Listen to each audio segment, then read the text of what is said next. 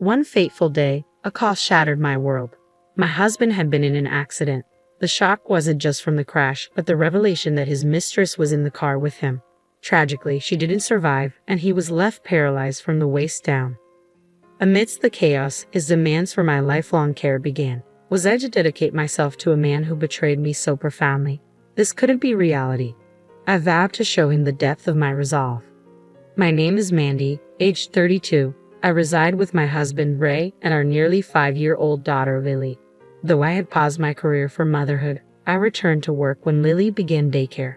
Juggling work and parenthood fills my days, yet I find fulfillment, all thanks to Ray. My husband, Ray, epitomizes dedication both in his work and in nurturing our daughter, Lily. As the cornerstone of our family, he consistently strives to excel in his roles as husband, father, and provider. Our evenings follow a cherished ritual, dinner together, followed by Lily's animated tales of her day at daycare, eagerly shared with Ray. "Daddy, look what I made today." "Wow, Lily, that's impressive. You have such talent. Maybe you could draw me next time." "Okay, Daddy." "Oh, and Mary's family went to the amusement park. Can we go too?" "An amusement park adventure sounds perfect. How about we plan a family trip next weekend?" "Really? Yay, I love you, Daddy." "I love you too, Lily. Well, after your mom, of course." Ray would always wink at me, and Lily would playfully puff her cheeks in mock annoyance. These ordinary moments with my family are the treasures I hold most dear. But when did Ray start to change? His late nights at work and early departures on days off became a troubling pattern. Initially, I brushed it off as coincidence, but as the odd behavior persisted, I couldn't ignore my growing concern. So, I decided it was time to confront him. "Ray, you've been coming home late quite often lately. Is everything okay at work?" Oh yeah, I've got some new projects and stuff." "I see, but you also leave early in the morning on your days off, and you never tell me where you're going." "That's, well, I've been visiting my parents. I thought I should check up on them from time to time." "Your parents' house?" "To be honest, my in-laws aren't young, but we see them once every few months, and they're doing fine. So why all these sudden visits?"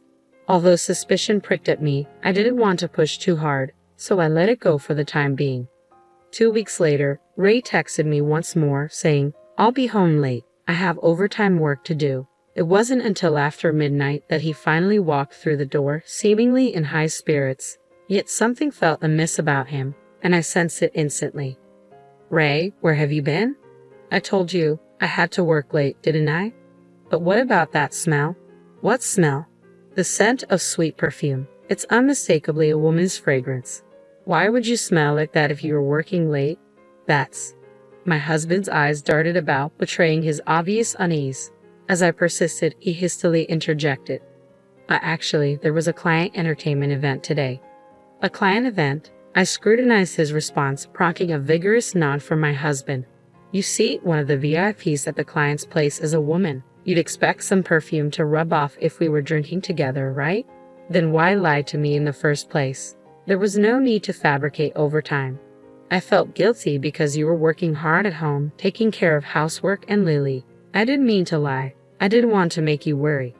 Seeing my husband's hands clasped in front of his face, I couldn't press him any further. With work looming the next day, I opted to table the conversation and retire to bed. Yet from that moment on, every late return was accompanied by the lingering scent of that perfume. Each inquiry yielded the same response. Another client event, nothing more. Unbeknownst to him, my suspicions only deepened. Then, one day, a palpable sense of unease compelled me to leave Lily with my parents and meet my younger sister. As we settled in at a cafe, I broached the subject of my husband's behavior. "Ray has been coming home late a lot recently. So he always has the scent of a woman's perfume, huh?" "Yeah, he's definitely cheating." "Really?" My sister's solemn nod solidified my suspicion, though I had harbored doubts. Hearing it confirmed by someone else lent weight to my fears. So Ray is really cheating on me. Firstly, it's odd to have client events with the same client so frequently. And besides, he must have been close enough for the perfume to linger, right? "I suppose. I understand it's challenging with Lily and everything, but I think you need to have a serious conversation with Ray." "Yeah." Just then, my sister's voice took on a disturbing edge. Hey, look there." What's going on? Speak of the devil. Look over there. Isn't that your husband? Following her pointed finger, I spotted Ray. Beside him, a younger woman than me clung tightly to his arm. The sight left me speechless, the cruelty of it all overwhelming. Disregarding my shock, my sister wasted no time and began snapping pictures with her smartphone. Wait, what are you doing? Why are you just standing there, sis? We need evidence. But, no excuses. Quickly, I'll take photos. You start recording a video. Urged on by my sister, I fumbled to activate the camera app on my smartphone. Ray and the woman intertwined, sharing multiple kisses before they climbed into Ray's car together. With trembling hands, I captured every damning moment. I halted the recording as their car vanished into the distance. Here I sat, Ray's wife, clutching evidence of his betrayal. The tears streamed down my cheeks, forgotten in the midst of our surroundings at the cafe. My sister remained silent for a beat before she seized my hand, her grip firm as she spoke. Sis, I know it's tough, but you really need to confront Ray. I understand, but this is about Lily too. Can we stand by and allow such a deceitful and unfaithful man to remain her father? For Lily's sake. At her words, reality crashed back in. That's right, the only one who can protect Lily is me. Ray may be Lily's beloved father, but I must address this sooner rather than later. Now that I know the truth, he forfeits his right to be a father. After conferring with my sister, we arranged for Lily to spend the day at her parents' house. Returning home, I awaited my husband's arrival, but the hours passed without his return. Around 10 p.m., our seldom-used landline rang. Who could be calling at this hour? I wondered aloud as I answered. A man's voice on the other end inquired, Is this Mrs. Johnson's residence? Yes, it is. Who's calling? This is the police. Is this the home of Mr. Ray Johnson? Yes, it is. Is everything all right? Did something happen involving my husband? Please try to stay calm. Your husband has been in an accident. What? According to the police, my husband had been involved in a car accident, and tragically, a woman who was in the passenger seat had lost her life. My husband had been taken to the nearby university hospital. Without a second thought, I rushed to the hospital. Upon arrival, I found my husband undergoing emergency surgery in the trauma unit. A police officer hurriedly entered, offering an explanation of the accident's circumstances. From what we've gathered, it seems your husband and the deceased woman were in a close relationship. Indeed. Observing your stunned reaction, the police officer inquired with a concerned countenance, Did you harbor any suspicions, madam? Yes, only today I was on the brink of confronting him with evidence of his extramarital affair. I understand. Regrettably, it must be conveyed that there is a potential for your husband to suffer from disabilities as a consequence of the accident's aftermath. That will suffice, no more. Subsequent discussions with law enforcement unveiled that the woman involved in the accident, my husband's paramour, was also wedded. The mistress's spouse, who had hastened to the scene, appeared deeply bewildered, his countenance portraying a mixture of emotions, particularly given that only Ray had survived. Several days later, my husband, having completed his surgical procedure, finally regained consciousness following the accident. Upon receiving this update, I, accompanied by my parents, sister, and daughter, made way to the hospital premises. I entrusted Lily to my sister's care, leaving only my parents and me to enter the hospital room. Upon arrival, we found my in-laws already present. As we were briefed, it appeared that my husband had been left with paralysis on one side of his body as a result of the accident. I'm sorry. It seems I've caused you all a great deal of concern, my husband began, visibly remorseful. Before I could respond, my in-laws hurried to his bedside. Why apologize? The fact that you're still with us is what matters most. It's a blessing to be alive, my father-in-law reassured him. Absolutely, Ray. You're a good man. And that's why you're here today, my mother-in-law chimed in. Mom, Dad, thank you. I'm just grateful to be alive, my husband expressed, his voice filled with gratitude. My husband and in-laws seemed to be brushing aside the affair as if it never happened. My worry morphed into anger, and I finally found my voice. Sorry to interrupt your celebration, but Ray, will you divorce me? What? I have these divorce papers. Can you please sign them? Divorce? Where is this coming from all of a sudden? All of a sudden, you had an accident with your mistress. What are you even saying? No, you've misunderstood. The woman in the car with me was just a business associate, not a mistress. My husband's desperate attempts to lie only fueled my frustration. Did he truly believe he could keep it hidden from me? Are you going to pretend now? I know you cheated, Ray. No, I swear I didn't cheat. You were with your mistress at a cafe on the day of the accident, weren't you? I saw you both leave together. No, it's not. Don't try to make excuses. I momentarily forgot our surroundings in the hospital room and raised my voice. You even sacrificed time with Lily to be with your mistress. What were you thinking? My mother-in-law interrupted me with a disapproving frown. Oh, Mandy, why are you so upset? If Ray cheated, it's probably because you did something wrong. Mother-in-law, what are you saying? Ray just woke up, didn't he? And you heard it from the doctor, didn't you?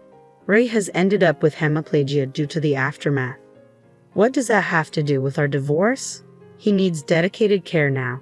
Instead of talking about divorce, you should be focusing on learning how to care for him immediately. That's right, my husband echoed his mother. You'll be taking care of me from now on as my wife. That's when it hit me. Any lingering sympathy I harbored for my husband vanished in an instant. Initially, I felt genuine pity for him after the accident, despite his infidelity. But now, I couldn't care less. There was not a shred of remorse in either of them for what they put me through. All they cared about was themselves. Suppressing my fury, I turned to my mother-in-law. Are you serious? Who in their right mind would want to take care of a cheating fool? A fool? Mandy, how dare you insult my Ray? Well, it's the truth, isn't it? He cheated and caused the accident. Isn't everything your son's fault? But even if the accident was his fault, cheating doesn't excuse his actions. So, if I made a mistake, does that give him the right to cheat? I've been juggling work, childcare, and household duties to support our family. You blame me and still defend your cheating son. Well, my unusually assertive tone caused my mother-in-law's voice to gradually soften. Unable to remain silent, my husband interjected angrily. How dare you speak to my mom like that? Perhaps thinking his status as a patient gave him an edge, my husband shot me a defiant glare. I stepped closer, my gaze piercing, and he muttered, "What the?" in a startled tone. Enough with the act. Who do you think is to blame for the predicament we're in? Well, you see, we're in this mess because you shattered our family with your affair, right? Getting into an accident with your mistress. How foolish can you be? There's no other word for it. What the? It's chaotic now because you brought up divorce out of nowhere. He still appears oblivious to his own culpability in this situation. Fueled by a deep sense of disgust and bitterness, I unleashed my pent-up fury upon him. Face reality, you pathetic excuse for a man. How much longer will you deflect blame onto others? Reflect on your own actions. You're the one who cheated, and to top it off, your mistress perished in that accident. Stop trying to justify yourself. Mandy. You obliterated our family with your reckless affair. I dread to think of the pain Lily will endure because of you. You haven't just wounded me, you've shattered our daughter's innocence. I can't remain married to someone like you. Go ahead and wallow in your own misery. As I turned to leave, Ray was rendered speechless, his complexion drained of color. Taking a moment to compose myself, I heard the hospital room door creak open, and in walked our daughter. Lily did. I'm sorry, sis. I only looked away for a second. My younger sister entered behind Lily, offering an apologetic bow. Ray seized the chance to address our daughter. Lily, you wouldn't want, right? Daddy, what do you mean? You don't want Mommy and Daddy to be apart, do you? Ray was left speechless by Lily's response. What? But if Mommy's here, you're okay? Because Mommy looks sad when she's with Daddy. It's because Daddy's doing something that Mommy hates, right? Well, you see, I hate it when Daddy makes Mommy sad. I don't need a daddy. I'm fine with just Mommy. Ray seemed taken aback by Lily's words. With nothing more to say, he sank onto the bed, his shoulders sagging. When I pushed the divorce papers toward him again, he relented and signed them. I then enlisted the help of a lawyer and pursued alimony and child support, supported by evidence of his infidelity. Additionally, he was informed about the damages sought by the husband of his mistress, resulting in a substantial financial settlement. His affair with a subordinate at work came to light, resulting in his termination. This isn't just about infidelity, it's a consequence of his actions that led to a tragic loss of life. It's a form of poetic justice. The financial repercussions hit Ray hard. draining his savings and forcing him to downsize to a modest apartment with his in-laws after selling their house. I heard that his in-laws are now caring for their son, who is confined to a wheelchair. As for me, I've chosen to stay at my parents' home for the time being with Lily. Once we're settled, I intend to live independently with Lily again. However, we believed it would be beneficial for Lily's well-being to spend some time surrounded by family. On our way to daycare, I broached the topic that had been weighing on my mind. "Hey Lily, are you truly okay?" "Ha! What do you mean? With Daddy not being here, is it okay with just Mommy and you?" In response, Lily beamed and replied enthusiastically, "I love Mommy the most. I don't like anyone who makes Mommy sad." "I understand. Mommy loves Lily very much." Lily enveloped me in a tight hug, and I held her close, feeling a renewed determination to protect her for as long as I live.